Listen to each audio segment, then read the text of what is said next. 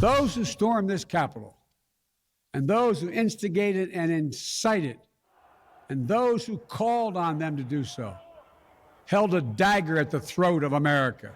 They came here in rage, not in service of America, but rather in service of one man. Pointing the finger at his predecessor like we've never seen before, 1 year after the January 6th attack. The former President of the United States of America has created and spread a web of lies about the 2020 election. He can't accept he lost. A blistering national address from U.S. President Joe Biden, who repeatedly blamed Donald Trump, without using his name, just his title, for the violent siege on the U.S. Capitol and for simmering threats against democracy and the truth, as Americans remain deeply divided over what actually happened that day.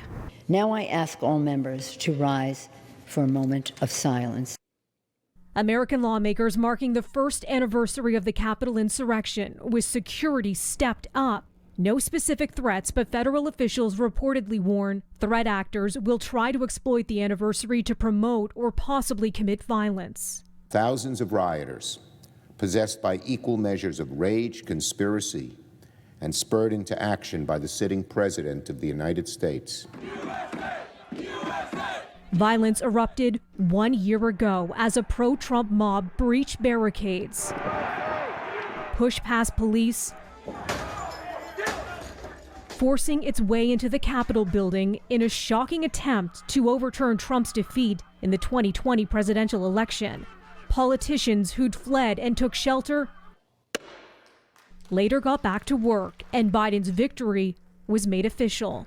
On Tuesday, Trump canceled his Mar-a-Lago press conference planned for the anniversary. No clear explanation why. A statement on his website blasting what he calls the total bias and dishonesty of the committee investigating the attack. You'll never take back our country with weakness. Trump, who was later impeached by the House for incitement of insurrection but acquitted by the Senate, is now set to hold a rally January 15th. As he continues to fight to block the release of White House records requested by lawmakers probing the siege.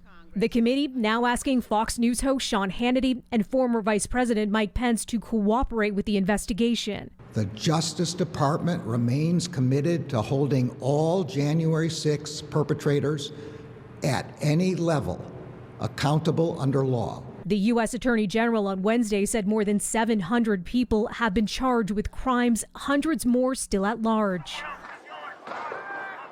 4 people died on the day of the riot. 1 Capitol Police officer died the next day. Dozens more hurt. 4 officers involved later died by suicide. Still, Trump and his supporters have downplayed the siege.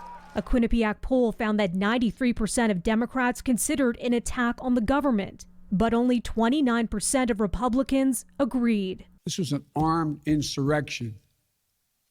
They weren't looking to uphold the will of the people. They were looking to deny the will of the people. Moments after those remarks, Trump firing back, repeating his false claim the 2020 vote was rigged and accusing Biden of destroying the nation.